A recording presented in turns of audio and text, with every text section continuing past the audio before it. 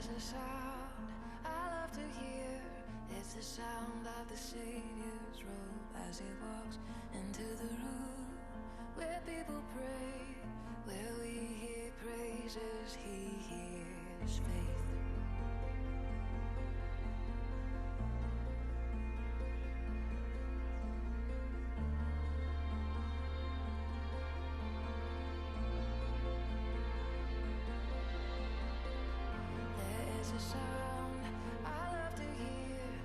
The sound of the Savior's robe as he walks into the room where people pray, where we hear worship, he hears faith.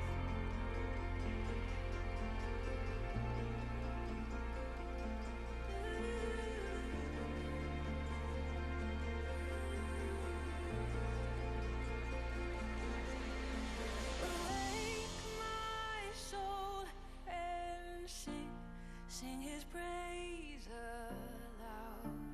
Sing his praise aloud.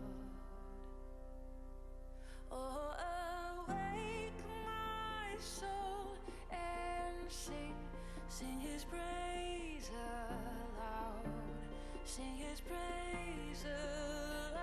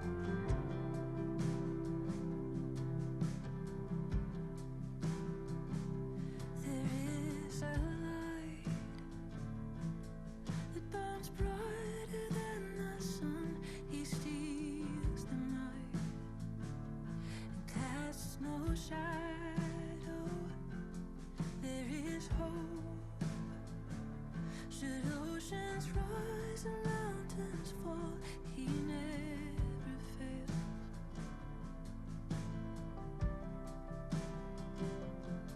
So take heart,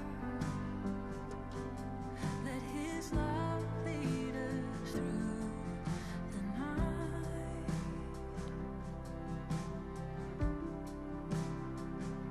Hold on to hope, take courage again.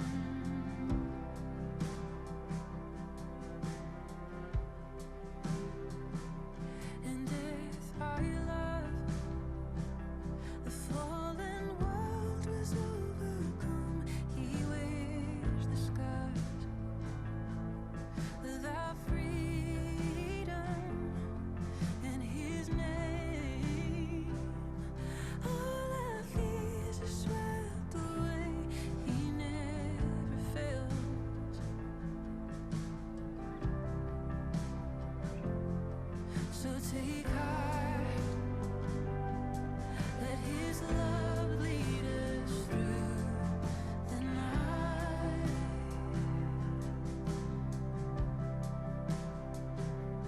Hold on to hope and take courage again.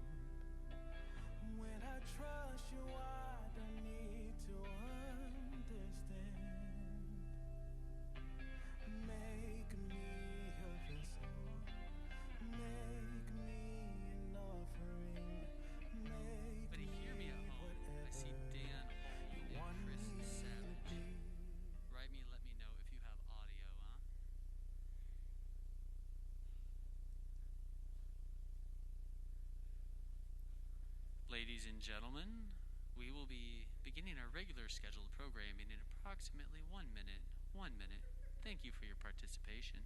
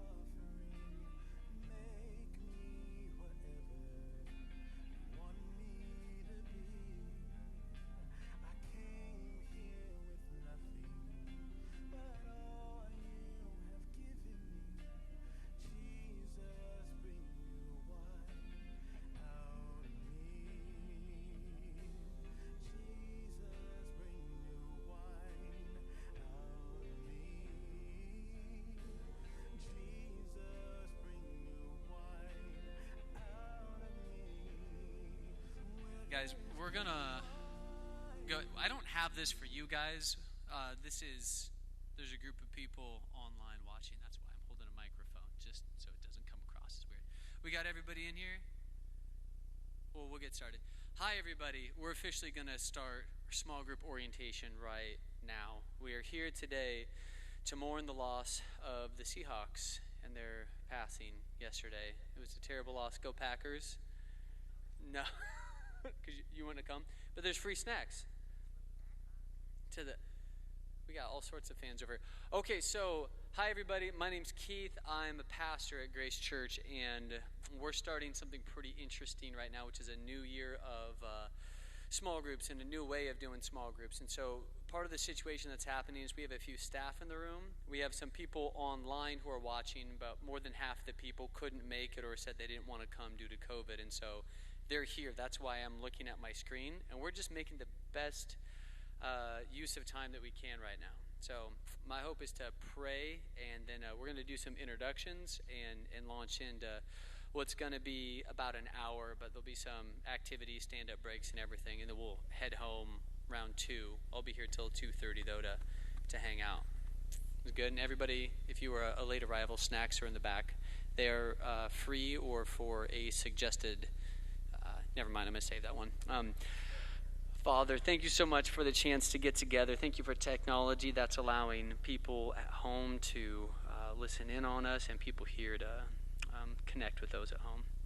Father, I pray that the way we do discipleship is just ever-changing with the landscape of the world, and whether we're in a pandemic, out online or not, God, that we would be about you, we'd be about your Son. We would stick true to your scriptures by the power of your Spirit, God. Help us follow you. In Jesus' name, amen. All right. Hey, everybody. Before we get going, we're going to just have everybody say a name real quick, and I'm going to mention some people online just so we get a context of who's in the room, and then I'm going to jump into orientation to a new way of doing discipleship. And again, pardon the awkwardness. We've got spaced out. We've got individual snacks in the back. We've got people online right here. So we're going. Are you guys okay? Just kind of going for it right now. We will continue with ministry. First of all, most important person in the room besides Jesus is my mom. My mom made it out today. Can everybody please give a big hand of applause for Ruth Nelson? Yay. She loves being the center of attention. That's why we always start with her.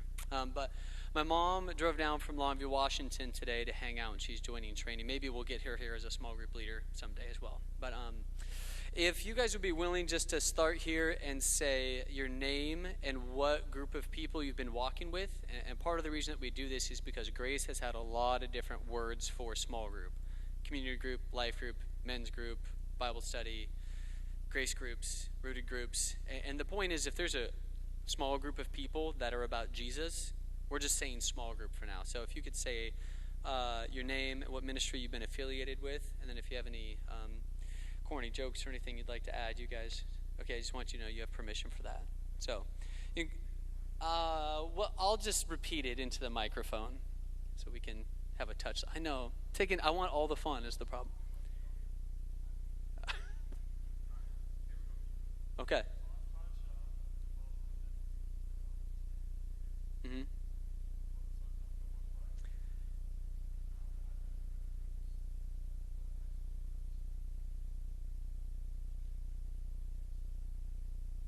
All right, Todd, men's groups before the sun comes up on Friday mornings.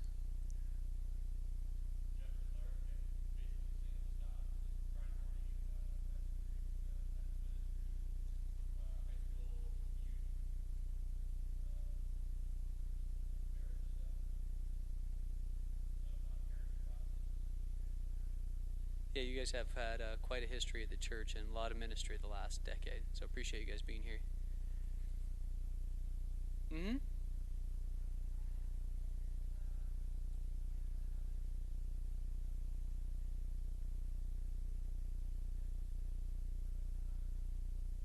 Yeah. All right, so Pat, you have a couple couples in your group, and you guys have struggled to meet because of COVID, but trying to stay connected. That's good. That sounds like a lot of people right now. Good. Do you want to go?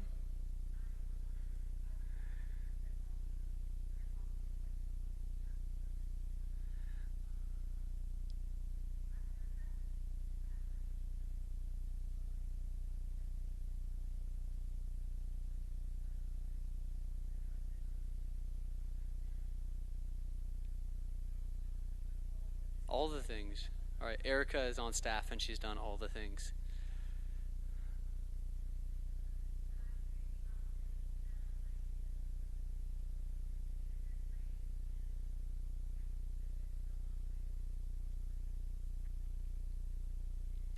Tracy in women's ministry. And these guys, just for context, have a huge heart for discipleship scripture. There's just an incredible amount of wisdom, and the staff go to these two on a regular basis just for perspective, not just on scripture, but how does it flesh itself out practically. So you guys, being willing to be here and help participate in how we do discipleship is huge. Really, truly appreciate you guys.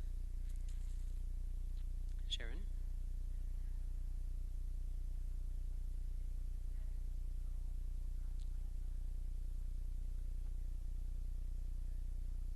Yeah. And you guys have questions about using the building and what does that look like in the upcoming year? All right, thank you, Sharon. We can go to the back first, so it's less confusing for me if you're willing to bear with. Yeah. Selves? Hmm? Hmm?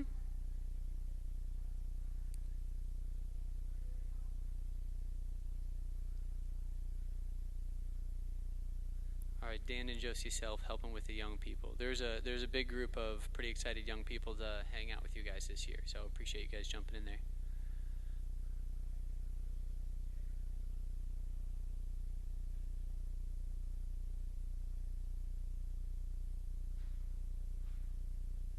Mike and Stephanie, yeah, you've been involved in a lot, and I do appreciate you mentioning Young Life. Part of what we're going to talk about today is the kingdom of God. That we have a Young Life leader in the church, but they lead outside the church.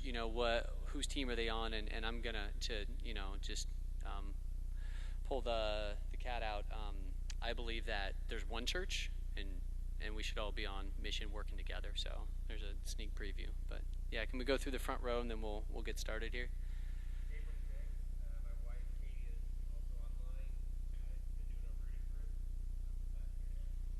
Okay, Abram and Katie, rooted.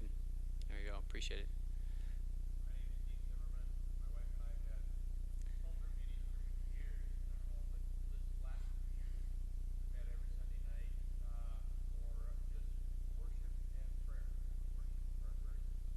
Hmm. So Steve, you've had a long history at the church, but yeah, the last 2 years, really appreciate the ministry you guys have had going.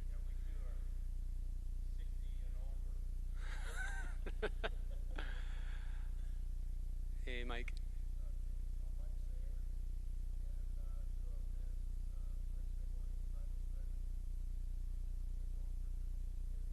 It's a good run.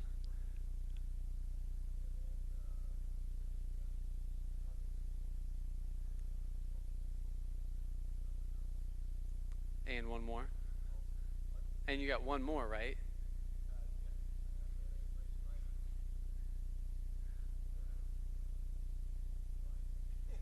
Mike, does your Bible study ever get on motorcycles and ride to the construction site? Like, do you ever blend all three of those? Hey, that's awesome.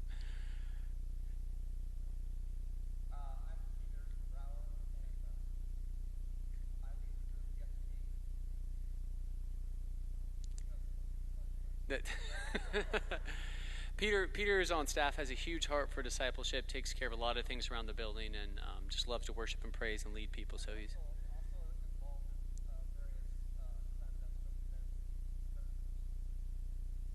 I appreciate you coming out. And just online, I don't know if you guys have it up, but Dan Hold, Chris Savage, Mark Clement, these people, I don't know if you guys can hear me, Ann, Gendro. Appreciate you guys making comments and coming in. And again, appreciate you guys bearing with the awkward this, but we're going to try to get going in a new year of discipleship and just get going on training. So I'm going to give a lot of context. We're going to have a few activities. So you guys can expect to listen for a few minutes because there's a lot of things the staff have been working on that just nobody knows at this point. So I'm going to try to get the information out there and where you can find the resources. And then I'm going to ask for feedback. And before you go, would love to hear your thoughts on what we said, both during the meeting and then after. So, and Skip, can you guys say hi to Skip in the back? Hi, Skip. Skip, will you let me know if people are like, I can't hear those things, just scream at me or make loud gestures to... Thanks, Skip. All right, here we go. And if you want to get up, just get up, get snacks, go to the bathroom, whatever you want. We're here for about 45 more minutes, but feel free to come and go. Say you have a puppy in your car that's in a crate and has to get out, for example. Keep an eye on that stuff. So, all right, we're here to talk about life on life discipleship. And that phrase, life on life discipleship, I'm going to bring up over and over and over again. If you love to take structured notes, I gave a piece of paper and a pen for you. If you just want to remember, do it however you want. These aren't to turn in or anything. But the whole point of today is just how do we get relational ministry going in the church, and what does that look like during COVID in this upcoming year? By the end of today, I really hope that we see our small group ministry, specifically you guys, small group leaders, as the backbone of the church. Christ is our foundation. He's the head of the church. We've got amazing people on stage as a mouthpiece. We've got Dave and Josh and speakers up there. But lay leaders in the church, people who have a pastoral heart, who say we are going to be shepherds of God's grace. That's just essential for the church. That's where I've been the last 15 years at different churches in Seattle and down here. And it's just essential that people in the church step up and lead. And part of it is numerical.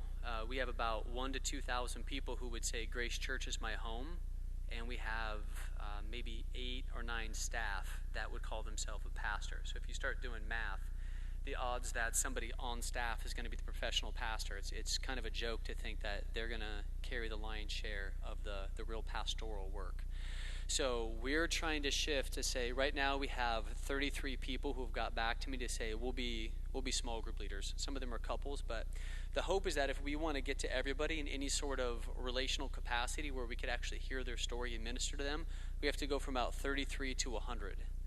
And that starts here in this room. There hasn't been, as far as I know, a numerical goal to try to reach everybody in the church, but that's very much my heart, is that nobody would step into this building or be connected to our community without saying, I know I have a pastor at Grace Church. I know there's somebody who wants to care for me and pray with me and listen to me, who I know on a personal level. I love the prayer wall, and we want people to go beyond a stranger praying for them. So that's a bit of the heart behind it. When I talk about numbers, it's because every person that comes in this church is valuable in the eyes of God, and we want to get somebody with them. Does that make sense? Head nods. Shout out disagreements. That's blasphemy. I love dialogue and debate, so we can go into that. We have, let's see here. I do want to start with an activity to frame our mind and get us moving a little bit, so it's not me chatting for 45 minutes. But when we talk about relational ministry and life on life discipleship, the reason the sticky notes are there is I was wondering if everybody would be willing to grab them. There's some extra here and here if you need to get some. But if you guys would be willing to write names on there, names of people who have been impactful in your life as far as showing up, praying for you, sharing the gospel with you, discipling you. For me, my mom was reading me Proverbs as I was growing up. There's a lot of awkward moments for you today, Mom. I apologize. But just huge influence on my life. Jeff Vandergeesen was my first community group leader up in Seattle. Huge influence on my wife and I. Trevor Gilbert, a friend of mine, Andrew Weisseth, these people, even though they were part of my life for a year or two, massive, massive influence. So if you guys would be willing, as I'm talking, just to write down names, one on each sticky note, and whenever you have them, if you can just put them up on stage on this top row, that'd be huge. And take a break from me talking, and you guys think through that. And I think framing the people who have impacted us are going to help us get through the rest of this meeting. One name per sticky. And when you got three, you stick it on that top row, the sheet there.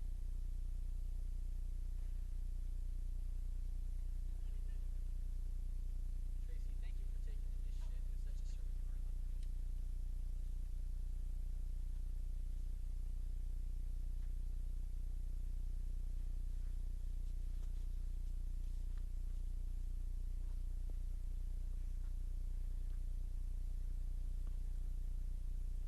And you guys online, if you'd be willing to type in names of people, just type in 3 names, folks, that you have had make a huge influence in your life relationally. I can read them off your grid here. Unless you don't want them shared, then don't type them, because that would make it public.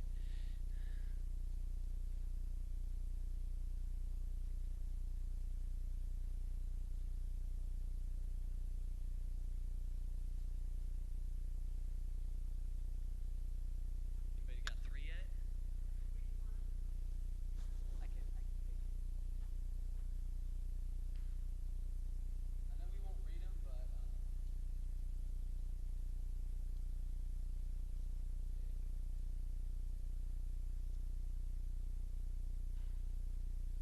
yeah, I mean, just set them on the step if they don't deserve names. That's fine. They represent the ghosts that are still with us.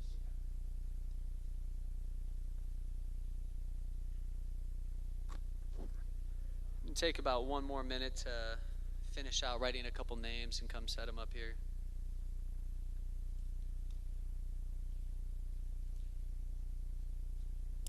Tracy did 6 because that's the kind of person she is. But don't feel judged. She's very gracious.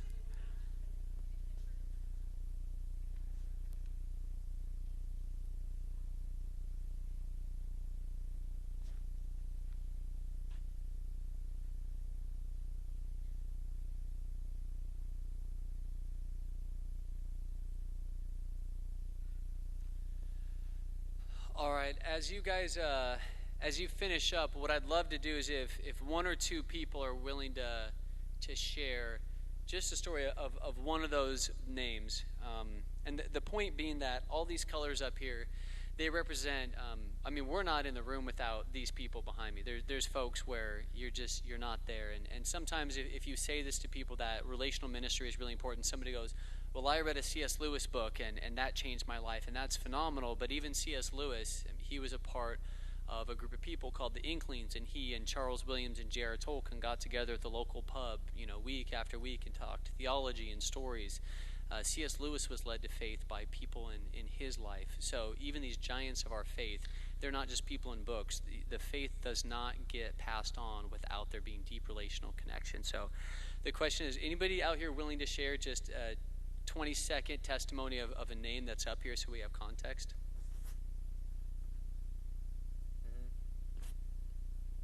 Thanks, Peter.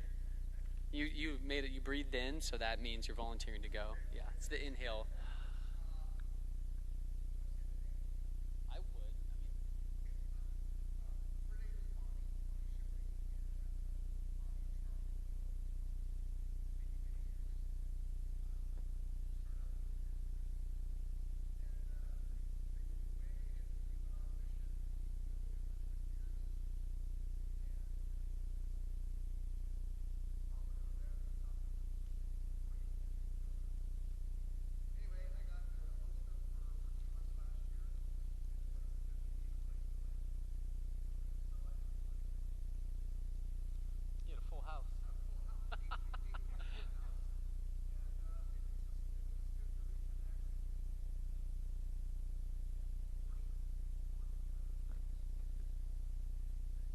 So Bonnie went on mission. She ended up adopting 4 kids and came to stay with you for 2 months. Yeah, I mean, yeah. And just to get to see their life, I mean, that had to be incredibly encouraging about how they walked it out. And anybody else willing just to give a story to one of the names up here? I really don't. I hate talking, so the more you guys do, the better it is for me. Todd, yeah, appreciate it. We'll just go on the ends here.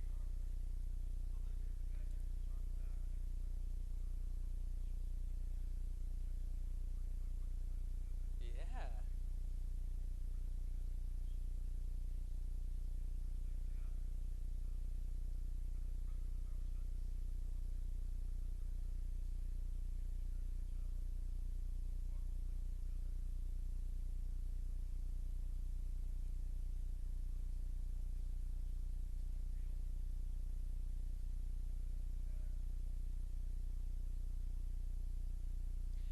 So you're still in contact now? Yeah, okay, so you guys online, Todd Shaw said, John, college mentor, helped connect you and your wife and bridge different worldviews and just was a stable, an anchor of the faith that you could stay connected to over the next decades, 2-3 decades, 1 decade maybe. What are you, 30? So, yeah. And so that's the point. I mean, so people are writing in talking about Brian, Bonnie, Davey, Kurt and Julie, Risley, the Life Group, Peter and Bethany, Jay Moser, Sharon, Paith, and the point isn't to read all these names. The point is that we're all coming from somewhere, and if our church, if we can be these people and accept God's call in our life, that hopefully we can leave a testimony to other people in their faith as they go forward, that this church could be full. I've been in outreach this past year, and so over and over again, people who are asking for benevolence, people who are saying, I need a church, people who are saying, I'm broken, or I'm 20 and I want to connect, I don't know where. They're hungry and they're looking, they're all over this community. And we are about to have an avalanche of people desperate for community. As soon as COVID wraps up, we're going to have 10, 11, 12 months of people being locked in, and the hope is that we're not a church that says, hey, come sit here on Sunday, but besides that, don't know what to do. The hope is that we become these people and that our names, 50 years from now populate the stage. And I don't think that's an arrogant thing to say. I think it's God's call in our life to be light to the world. So that's what we're doing here is we're talking about relational ministry and that we're stepping into that space. So I'm going to go through some things that the church is really hoping to do to support that and a little bit of a vision for what life on life discipleship looks like. And then again, open for feedback and dialogue as long as you guys want to stay. So I'm going to rattle through some notes and take us through this. So purpose of the church, we're the body of Christ, we're the light in the world. And I really do think that church needs to be defined, at least what we're doing here. I wrote down there's church, and there's church. And so when people say I'm going to church, a lot of times they mean this. They mean this room in particular, this building. And that is, a great definition of church. Another one is the organization or the institution of church, which I also think is important. Grace Church is different than Journey Church, is different than Bridgetown and Life Church and all these other places. But unless we see the building and the institution as tools for the body of Christ, the movement of God that is going through the world, I think we're getting it backwards. So if this building, this institution, the money, the resources, the staff, if we're not all collaborating all this together to work towards the movement of Christ, then I think we just have it wrong. So a lot of my view on how to use this is there's some sticky situations where what if somebody, you guys, anybody see the people get baptized today? Yeah, I mean, what if they don't go to our church? What if they end up in Young Life? What if this or that? Are we going to be territorial? Or are we going to be people that celebrate that relational ministry? Because when you dive into small groups, it's very different than Sunday. Sunday is somebody comes in and sits down, they're there. If somebody's in small groups, I have never been a part of a small group where everybody attends the same church, ever. I've been in a lot. So it gets weird sometimes. But what I hope to do is engage that, because the purpose of all this is to build up the kingdom of God. And yes, the institution is important, and yes, the building is very important, but we're looking for people becoming followers of Jesus whose hearts are being grown towards him. So that's part of what I'm laying out as just permission to engage the mess of relational ministry. I wanted to start with a couple more stories as we brought in we're bringing in a lot of different ministries for this. So you guys, I don't think, care about this or know about this, but from the staff point of view, if we have women's ministry and GKW and discipleship and all these different things, who is doing what ministry gets really complicated. For example, the discipleship today, you had a woman from women's ministry who's friends with Tracy baptizing kids who should be in youth group, but generally just kind of hang out in a small group together but don't show up that much. Maybe they'll come on Sunday. And so as you start to piece it together, again, the hope is just to have a clear message from the church as to this is what discipleship looks like. So I want to try to lay that out in 3 or 4 stories and then get to the nuts and bolts of it. So the first one is men's Bible study. I've heard different guys come through, and just the amount of people who have said, I hit this broken place in my life, in my marriage. I didn't know what to do. I was a guy. My faith was somewhat there, plateaued for 20 years, and then I ended up at Friday morning men's Bible study. I got to know these guys a little bit and bumped into some people who were around them. I got there was a group of guys who got to know my name. They got to know me. They heard my story. They walked with me outside the Bible study. Yeah, great content at the Bible study, but these were people who really shepherded me and walked with me in my life. My life was changed, and I got plugged into the body of Christ. That's one story it was one of the reasons why my wife and I stuck at this church. I was like, wow, if that's happening here, I want to be here. Next one, I talked to a woman in my office last week and just talked about what does ministry look like for you? Are you involved in a ministry here? And just got a really beautiful vision about doing life together with people in the community. You go to the grocery store with people, you have them into your home, you do the dishes together was a phrase that came up. And you can do ministry with people without being a part of Grace Church. I mean, I do hope to organize and support, but the point is if you're going to the grocery store with people and sharing your testimony with them, that is just as great as being a GKW leader. So really want to push for that relational ministry to say a part of our church is not just in this building. The next one, my wife Lisa is the master of multitasking. So we have two little kids and one on the way, and so she stepped out of work a couple years ago just to go, okay, it's diaper phase. I take the night shift, she takes the day shift. And when she does laundry, she invites people over, and she essentially shows them how to parent. She's like, you come, hang out, and do it. And it's not an official small group, but she does that. We're also in an official small group, and those people from the small group come do laundry with my wife during the day. Then the last one, I just mentioned Wendy baptizing today. Do you guys, can you raise your hand if you've known Wendy from before today? She's, okay, about half of you guys. Just what a cool story about somebody who is at our church. She's listening to Sunday sermons, and she said, I want to walk with a group of people. My daughter has a group of friends, and they got together week after week after week to study the Bible. But it didn't stop at the Bible. She got to know their lives. She got to know everything about them. And just amazing to see that end up in 9 baptisms today at church. And that's the end of a year of a lot of relational ministry. So I say all this, it's kind of a shotgun approach to going, this, and this. So if somebody makes a comment, well, riding motorcycles, that's not a small group. I have a definition of small groups that I'm going to go through in a minute, and it includes men's Bible study, it includes motorcycles, it includes projects. Typically, it's going to look like a group of people sitting in a living room doing a Bible study and talking about their feelings. That's just kind of our culture right now. But if that's 60% of it, I don't want the rest. It's true. We sit around, how'd you feel about that? It's great. I mean, we have a culture that really needs that in a lot of ways. So, but it doesn't exclude the other parts of it. Any questions or pushback?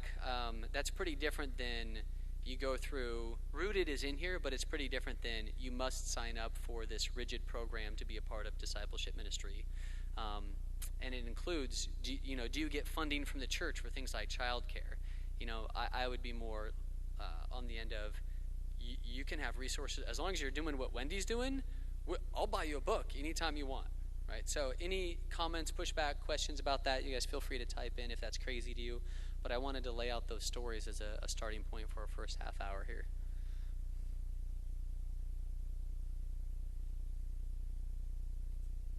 It's great.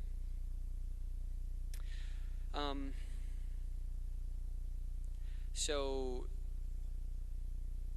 there will be a day where everybody who's a small group leader, there will be dozens and dozens of us who have raucous debates and arguments. I understand with masks on and a spread out room with a bunch of people who don't know each other. but I'm comfortable biding my time until that day comes. Feel free to interrupt until then. Okay, what'll happen if we do this well? The first thing is we'll reach the lost. I really do feel that relational organic ministry is the best way to evangelize. We can put on a big church picnic. We can have amazing worship here. People will come in. But us going through our lives, we touch tens of thousands of people every week. That's only, I mean, if one person in our church goes out and touches 10 people outside the church, that's 10,000 people. And so just learning as small group, as relational ministry, to ask questions like, to share, hey, so I was at church on Sunday, da-da-da, leads to conversation.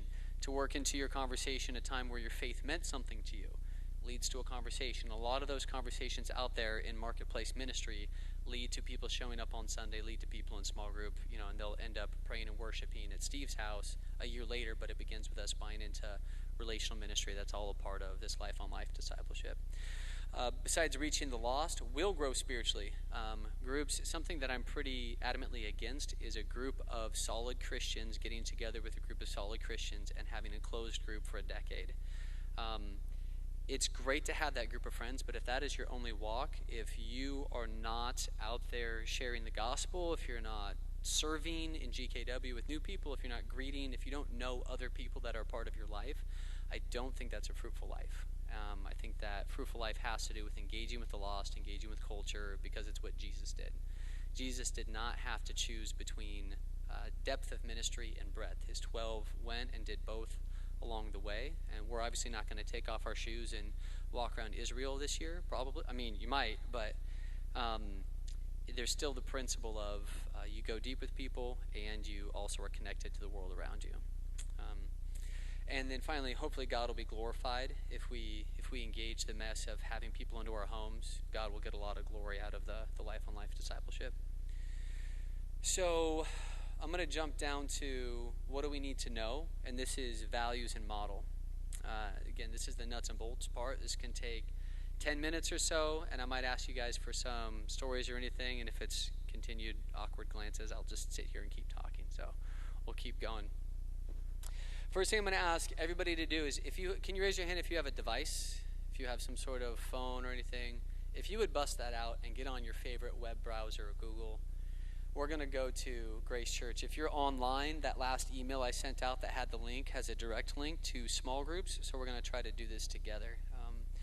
Because there's two primary resources that we're going to get, and one of them is the website. So I'll talk a bit while you guys pull that up, but if you go to gracechurch.org, and if you could say "oi" when you get to Grace Church, just a little hand raising a sound. Thank you. We got 1, 2.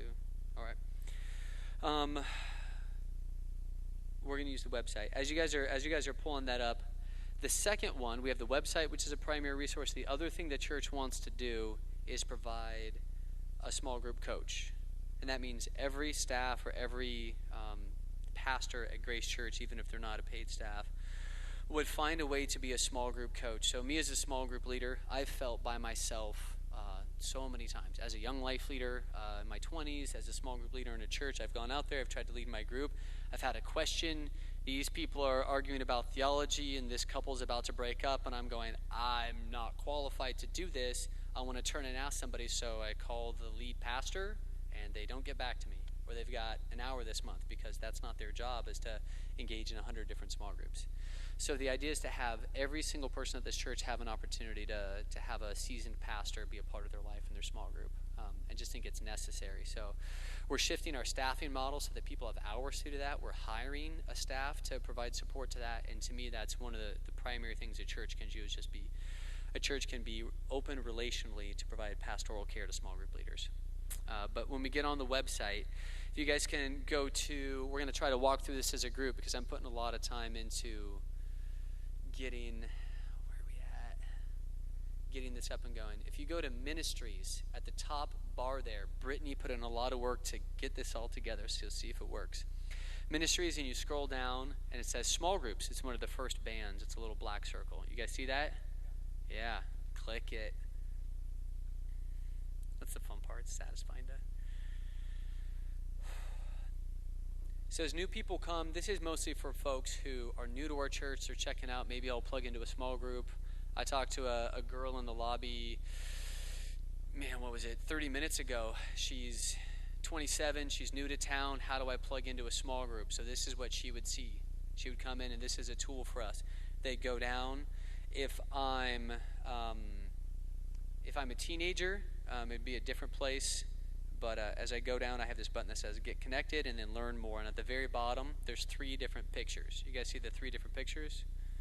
Models, resources, leadership. If people want to apply to be a leader, it's on the right.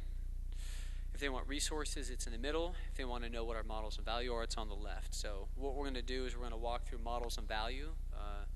And this, again, is 5 or 10 more minutes of me talking, but the hope is to get everybody on the same page to know what the church is valuing and how we want to support, and finish out with some tactical things like the church wants to give money to small groups. How do we do that? Because we want you guys to have the tools you need to get ministry done. Is this okay? Are we tracking so far? Get head nods. Okay. We're going through here. Small group values, and I got to click on it as well. Multitasking. At home, are you guys seeing this? We'll go through. I think they're on a delay, so. Model. We got this section called values. There's a little video with just a visual representation for folks who want to dig in, or if you want to show your group. But as we go through these values, I want to give a little bit of color to them. First one is commitment. As you have a small group, especially for folks who are re-upping, a lot of people haven't really been able to touch base for a few months, or they have people who I don't know if I'm in or out. I really want people to be able to get to know the people in their small group before they commit to joining. This isn't going to be we raise our hands in the auditorium, and if you want a small group, go to the back, you're all together now. The primary way that we do that is through Rooted. If there's a group of 8 people, for example, there is a group of 7 guys who are getting to know each other right now, and I've asked, hey, will you please go through Rooted together for 10 weeks? And after 10 weeks of going through Rooted, do you guys want to commit to going through a whole year or 2 together to do it? So if you guys have people who want to get in, we just implore you, please get to know them, go on a camping trip with them, invite them to hang out, get to know them. And our family life ministries, like Women of the Word and Men's Ministry, if you sit next to somebody at a men's breakfast 3 or 4 times, you click with them. If you go to a table together, you say, hey, we want to be together, that's an appropriate thing to do, but we're not going to do the cold start. I understand things like the way that you guys function on Friday morning. Typically, people roll in and out, and we want to have a lot of flexibility to how that goes, because you guys have a great thing going, and I don't want to say you can't do it, but as far as ministering to people, the principle would be you get to know them first, and you earn the right to be heard before you start, how's your marriage? Probably isn't the first question, right? So it's a little different for you guys to have an open door policy. But small groups typically have a commitment. You get to know people first. Second, you would sign a covenant. Rooted has a great framework for that. Yeah, I'm in for this group, and we're going to roll together. And then third is you name the duration. We're going to start at this date. Hey, next Tuesday we're going to get going. Like Dan and Josie, you guys have a group of kind of college age, those high-achieving folks who are all over the place. You might say we're going to start to meet next Sunday, and since they're all over the place, you'd be like, let's see if we can make it through 3 months together and have an end date, because you have a really different population than somebody who's been together for 13 years. They're not going to be around for 13 years. They're going to, right?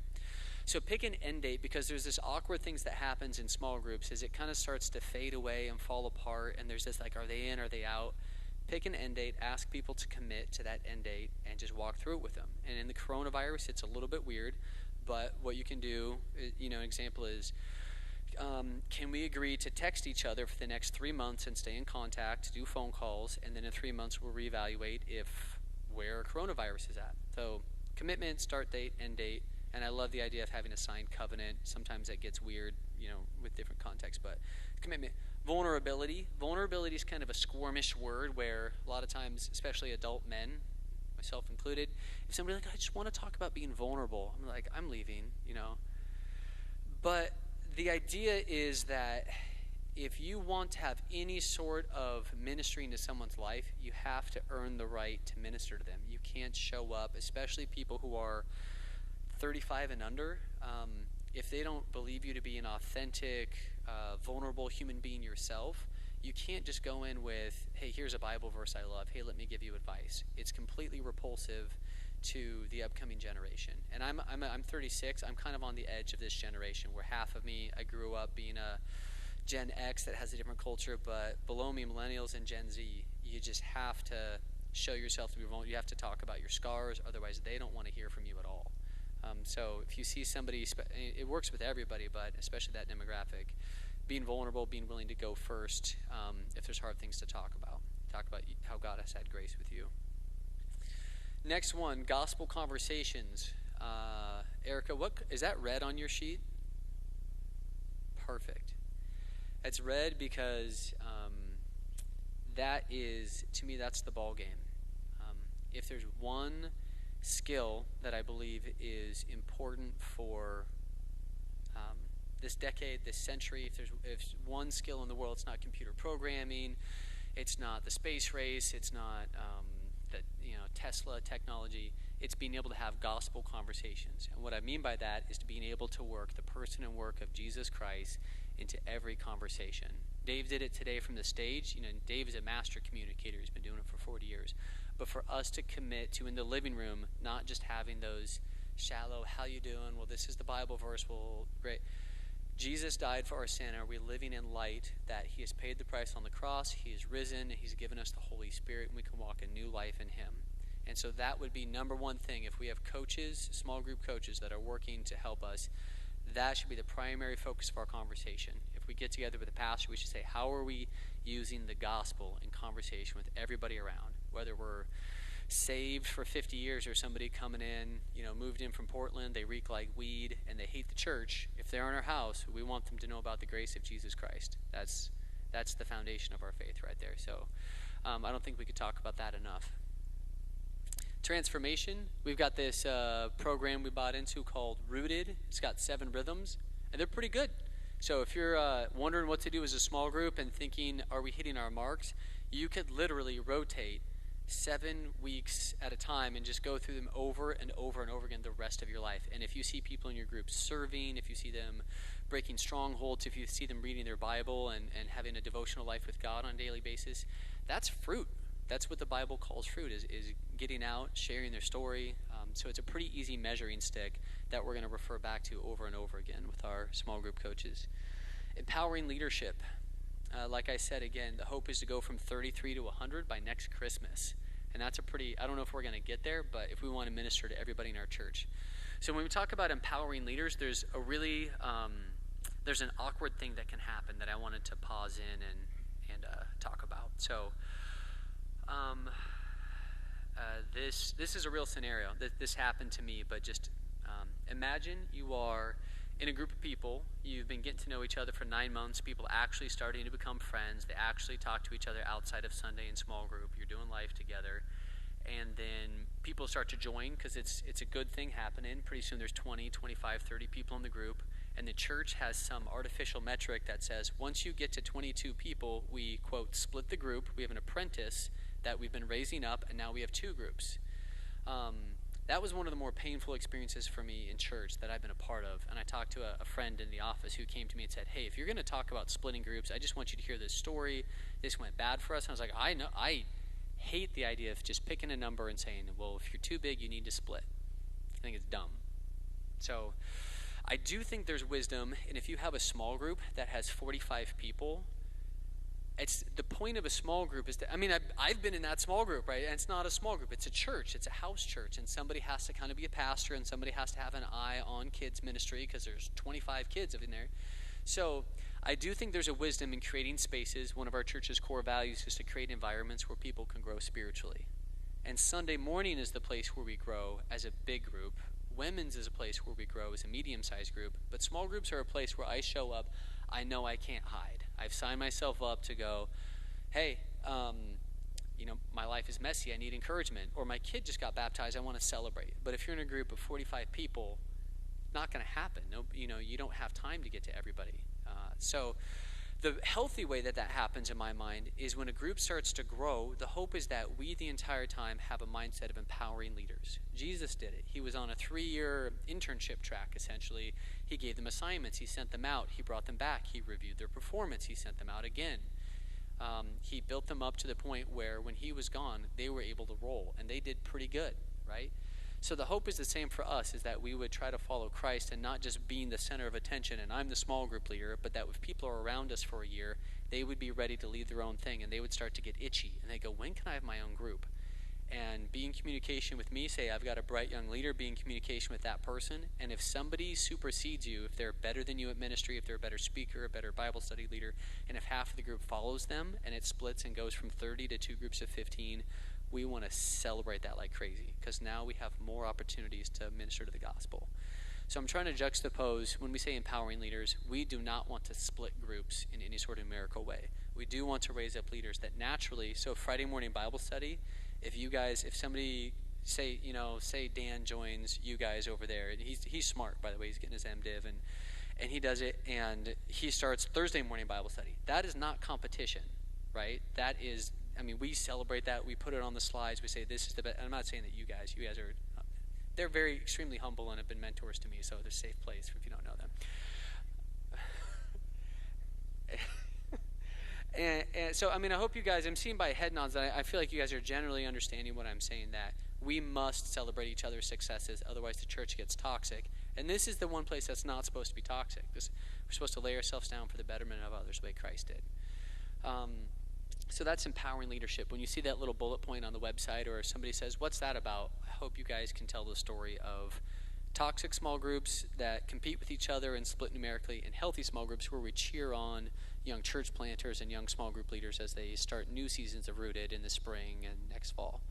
We're good on that? Is that okay? Loving our neighbor. I don't like this bullet point because it's worded bad. I like loving our neighbor and everything, but the point was Daniel Osterhage looked at this list of values. There was 5, and he goes, doesn't say anything about fun. Doesn't say anything about liking people. Don't we want our small group leaders to like people? I was like, oh yeah. So somehow I wrote that on there as loving our neighbor. But the point is, if you are a leader in our church, you should love people, right? It's weird to invite people into your home and I say this, so I'm preaching to myself here. I'm an introvert. I don't like people. It just, you have to be able to enjoy humans because they're made in the image of God. Even if you don't like their personality or this, that, they're a human being.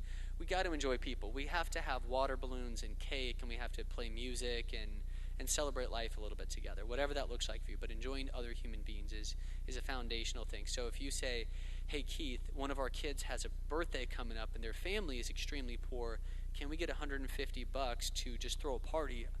Yes, you can. That's the point of the small group's budget. It's the point of having an institution of a church. Tithes go in, and we organize it, and we celebrate and reward the things that we want to see. And part of that is fun. So that's okay. Is that clear enough? Okay. So that's the values. Anybody unclear or want to give feedback into the values as far as just really what we want? What does a thriving small group look like? I'm going to check online because I've been ignoring you guys for a bit. Apologize. Oi. They typed it in. Sir. Yeah.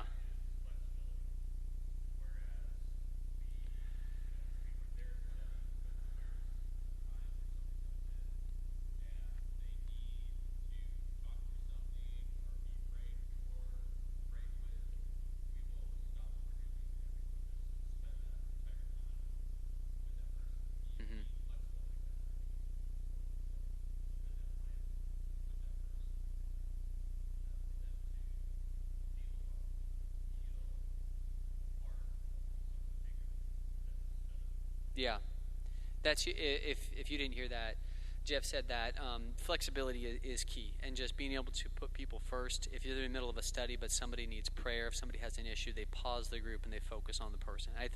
Absolutely right. When we talk about life on life discipleship, it's not Bible study on life discipleship. It's we value people. So I love that, and I hope everybody has that mindset. If you're going through Beth Moore or something and somebody's life is falling apart, you don't go, I'm sorry, we're on page 42.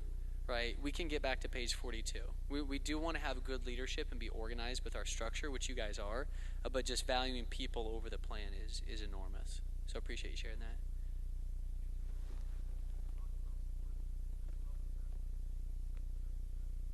Yeah.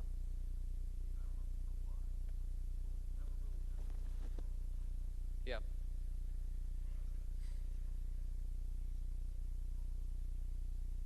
It's that solid a group.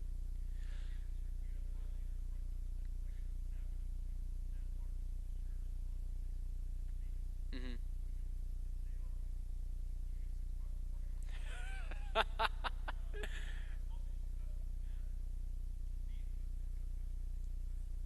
Yeah.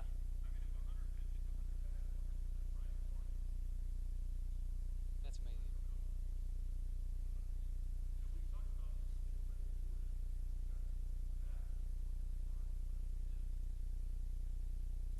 That's amazing. I mean, and that speaks to how you guys have led the group over the past years, right? I mean, you don't just end up with a group of 10 leaders accidentally. You guys have been integral as human beings. You've been solid in the word. You've loved people. You've attracted the Bobs of the world, right? So, um, that's huge. And I do think that that what you're talking about, we're gonna get to model as the last section here as far as how do you do all this. But um, I sincerely think there's a day coming. I mean, I talk to my network of friends in Seattle, in Camas, my wife's family. You check with people online, and there is this built up, this pent up. Oh my gosh, I want to be with people. I heard that 10 times in the lobby today.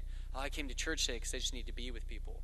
I do think that at some point there's going to be a tipping point, and we're going to need leaders like crazy.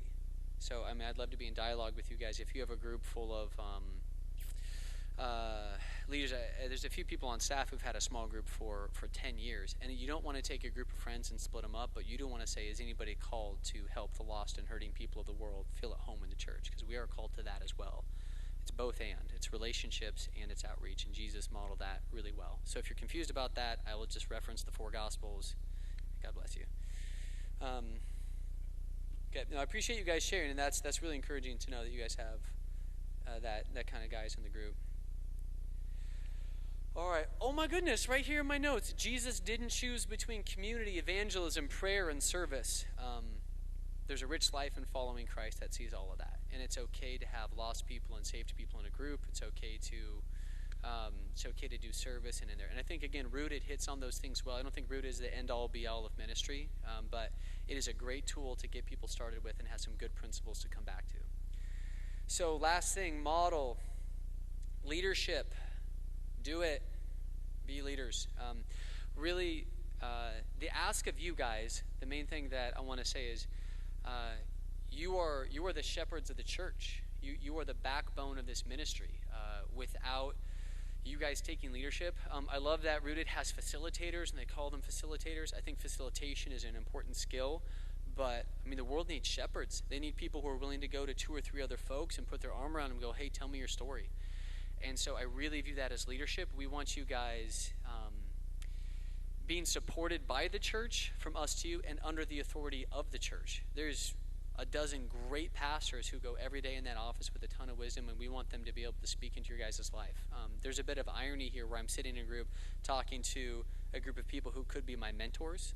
But what I've heard from wise people my whole life is that if you are in leadership, you should be under authority.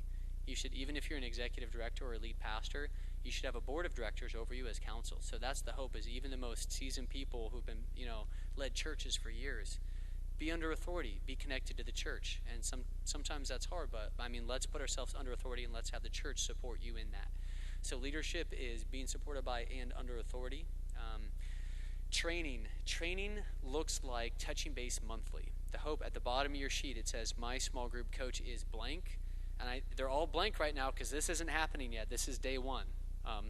We don't even officially have a discipleship pastor yet. But the hope is that over the upcoming month, every single person who leads here would go, I know my coach is blank. And geez, yeah, Tracy checks in with me a lot, but there's 4 or 5 other people who pour into me as well. And we're never on an island, which happens way too much in the church. We're leading alone too much. So we touch base monthly, and we come back to the values. We sit down and we go, what are the values? Number 1, gospel conversations. How are you doing at having gospel conversations with your folks, and is there fruit coming from it? You could have that conversation once a month for the rest of your life and never get sick of it if ministry is going well. The next part is content. This is where we're going to try to find a different page of the website, and I'm going to keep talking because we're coming up on almost an hour here, so we're going to keep rolling through. But if you go to the main page of the small groups websites, you might have to hit back or something. You go down to the center, and there's something that says resources. Resources is to answer a question that comes up over and over and over and over and over and over again. What should our small group do? Should we read the Bible? Should we go through a Bible study? Should we follow the sermon series? And what Jeff said about flexibility is key. So I put down 3 main ways for people to pick from, but the point is to be flexible. Way number 1 is follow the sermon series. Great pastor stands up here and talks. He spends tons of time getting together notes and applying it to our life and our culture. So listen to it and go talk about it in your small groups. Pretty easy to do. Something that I'm not planning on doing, but I could be convinced otherwise, is I'm not going to type up questions for your small group to go to. The hope is that you as a group would be listening. And just about every pastor in the world has 3 or 5 points. Here's the 3 points of today. Those are your discussion questions. If you listen to the sermon and the pastor had 3 points, take notes and go talk about it. And I don't want to have fill-in-the-blank Bible studies in our small groups because it takes away from the relational ministry at times. So that's one choice that you do. Follow the sermon series. Next one is called Timeless Questions. And to be frank, most of the great ministry I've been about, most of the wise people I've been around, they didn't follow a Bible study. They showed up and they go, hey, I hear this was a interesting year for family with you. Can you tell me about that? And they listen for about 10 minutes. And they go, and they go, it seems like we should consider the cross. And you go, and then you talk for 10 more minutes. And there's just timeless questions where there's a list of 10 of them on here that you don't have to use these, but it's pretty easy to roll with a group of people for 2 or 3 years if you are a skilled facilitator by just asking good questions, asking good follow-up questions. It takes being an engaged listener, which is not something we do well. We have a lot of really loud people. Instagram, Twitter, Facebook, pastors, everybody. We talk a lot, but being skilled listeners is a key to being small group. So the third avenue of resources is recommended books. So if you don't know what to read, I had a couple people say, well, I'd love a list of challenging books. So I put about 20 up here. And the number 1 book that I would encourage you to read or Bible study is the Bible. The Bible, right? If you read a book, if you want to read Francine Rivers or Beth Moore or Francis Chan or Rick Warren, and who cares? There's so many, Tim Keller, there's all these amazing wisdom out there. But you read a book, the next thing you should do as a group is come back, open up the book of Mark, and just read the shortest gospel, go through it, read it out loud, a chapter at a time, and Jesus heals the person, goes through, and you discuss. And if you're a skilled facilitator, you'll be able to dive in. And we want people, again, 100 small group leaders who aren't just opening up Bible studies, but they're pastors. They have a shepherd's heart for the 3, 5, 10 people around them. So those are 3 resources. And then finally, the last one is the environment. We really want to encourage people to have a great environment. I'm convinced the number 1 killer of life-on-life discipleship is not taking your environment seriously. People have all the good intentions in the world, and then people show up, and if it's young adults, they talk about their boyfriend and girlfriend for 90 minutes and it's over. If it's young families, the kids run around crazy and they don't organize a babysitter. If it's folks who are seniors, I am not there yet, so I'm not going to speak to it. You guys have your problems too. But something the church wants to offer, young families is a pressure point. We're in Camas, Washington. GKW is a great ministry here, so we get a lot of young families.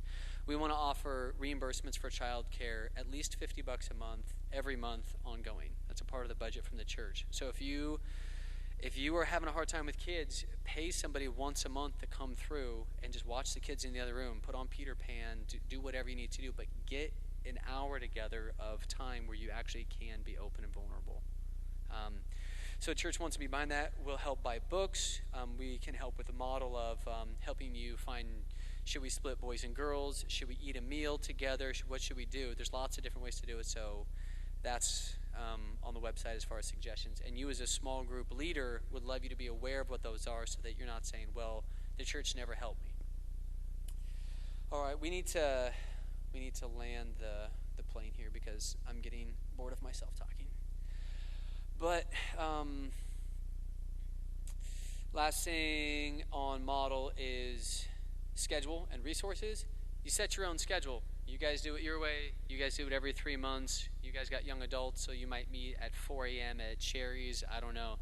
You're in charge. I don't want to dictate from the church, this is your schedule. That's stupid. I don't know your guys' schedule, but it does take initiative on your guys' part to say every Tuesday, my small group meets every Tuesday at 6, which means actually 7 o'clock because we always postpone it.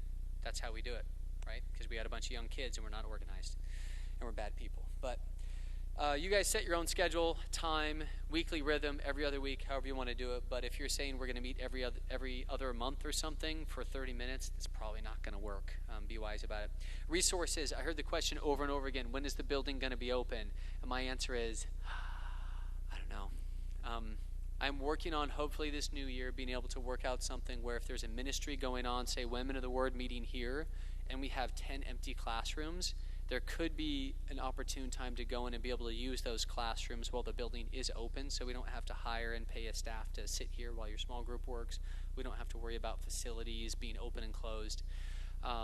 But right now, just the coronavirus is happening, and everybody has a different opinion on what's safe and what's not. So right now, the building's not open, and that's what we're doing. Is that ambiguous enough for everybody? I would love to open up the building and use it for ministry, and hopefully that's coming in the upcoming weeks. We got a vaccine coming. We have spring coming, so pray. We're good. Thank you. Appreciate it. Okay. Finally, what's your role? I wanted to reiterate this. Asking you guys to be shepherds. Have a shepherd's heart. If you're saying, who's reaching that person? It's us. It's you.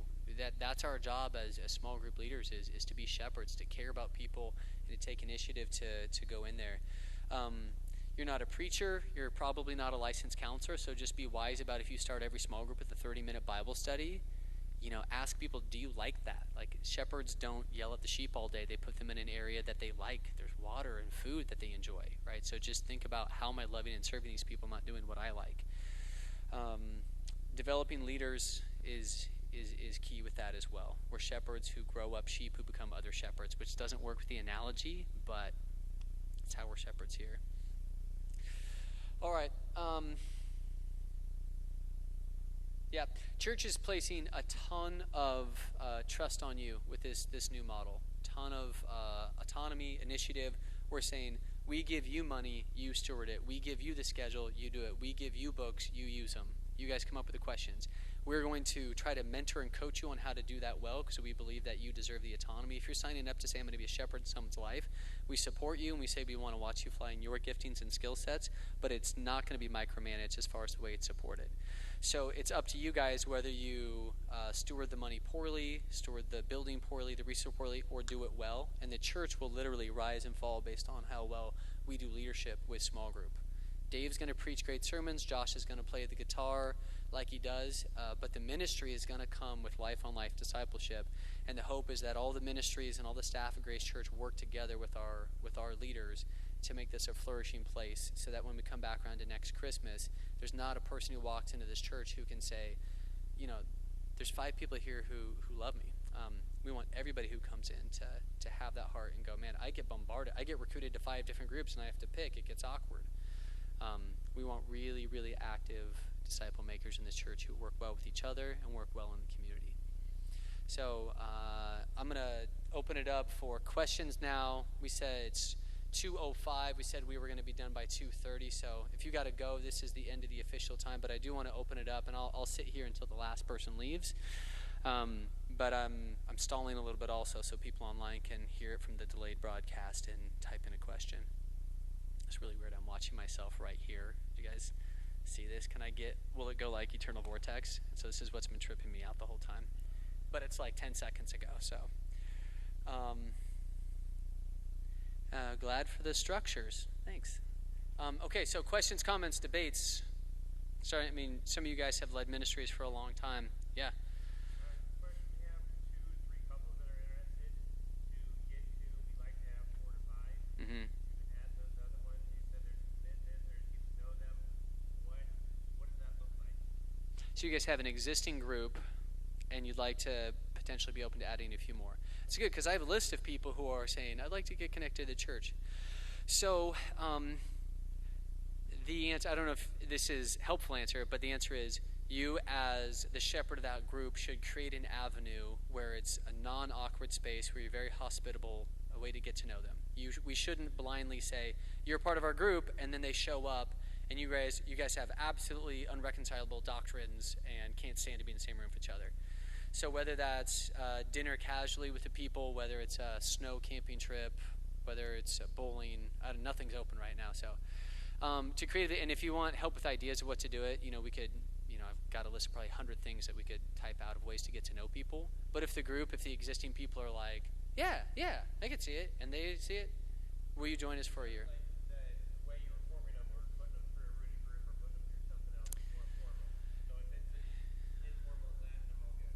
Yeah, well, you guys have an existing group, and you're a known leader at the church, and so that helps a lot. You guys have been through Rooted, so if I say, breaking strongholds, you're not like, what are you talking about, right? So you guys having that DNA as a part of your group makes it that way. But if you felt like the people coming in could use Rooted, go through it again with new people. But it's up to you as a small group leader to make the call what's best for your group. I'm not going to prescribe you must go through Rooted because there's new people. Is that helpful or? Okay. Hey-o.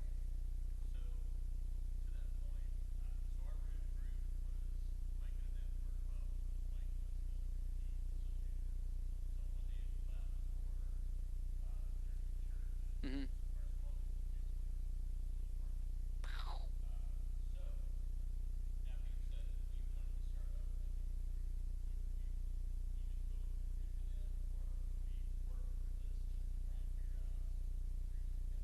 The way that we're going to do that, so his question was, he's been through Rooted, but if he wanted to start up a new group, they have to go through Rooted again. And the answer to that is you would work with your small group coach, which right now it's like me for everybody, but that's not going to work. It might be Dave or Scott or whoever. And you would say, hey, I'm working this out. We have a new group wondering if we should go through Rooted again. And they'll probably say, well, what do you think is wise? And you'll go, yes or no, or it depends on the people, and then you will make that decision. Mm-hmm. You mean like, do I personally have a list of people that? Yeah.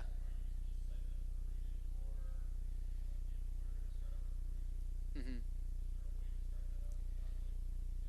There is definitely a way to do it with, again, you as a leader. If you go, I think it'd be better if we didn't do Rooted. I go, okay, I trust you. You're the leader. But the prescribed method is if there's a group of people who are new to our church and haven't been through Rooted, and there's a leader, we go, yeah, why don't you guys go through Rooted together? Unless there's a reason not to. If you guys have been in Bible study together for 10 weeks and don't want to go through Rooted, I'm not going to be like, you must do Rooted, right? It's like, it's a tool. It's not a prescription. Yeah. It depends on the relationship. Mm-hmm. If you look at that group of people and you've gotten to know them for a couple of weeks and you go, man, Rooted's a great tool, then go through Rooted. If you go, man, Rooted would be really awkward, it's not going to work, we're not going to say you have to go through Rooted. It's the recommended path because it's a good Bible study. Okay.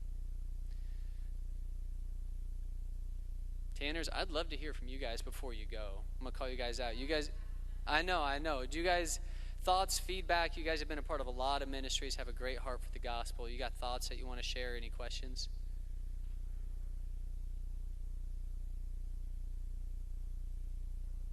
Mm-hmm.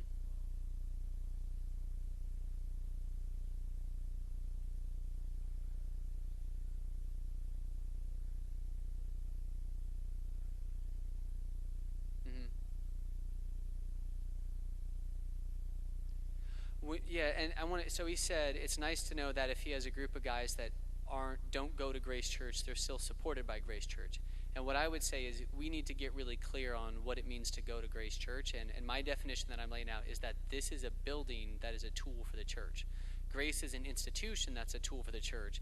And you being bought in part of the body of Grace Church because you are discipling people, they go into your house as going to Grace Church. I mean, that's what Jesus talked about, is we have a group of people who love him, and it's so awesome. I did church in a box for like 7 years where we unpacked every Sunday and repacked. I love that this sound stuff stays here and that these chairs, I'm drawing PTSD there. But yeah, I mean, them coming to your house, they're attending Grace Church, and if they show up on Sunday, that is a phenomenal step of faith. But because they might not make it on a lot of Sundays, has nothing to do, or if they, if they pop into Journey because their parents are there, or Harvest, or Bridgetown, they're not out of the church. It's not they don't attend. So I just wanted to reiterate that as clear as I could, that you discipling.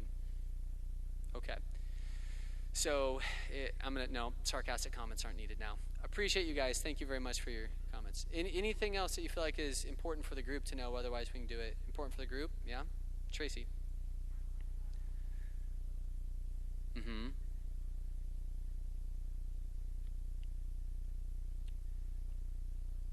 What does it look like to have skilled facilitators? How do we train them? It's a good question. What it would look like is the staff at Grace Church and the small group coaches, who you guys have been a part of those conversations of recruiting those people, we have to be experts in training people to be skilled facilitators.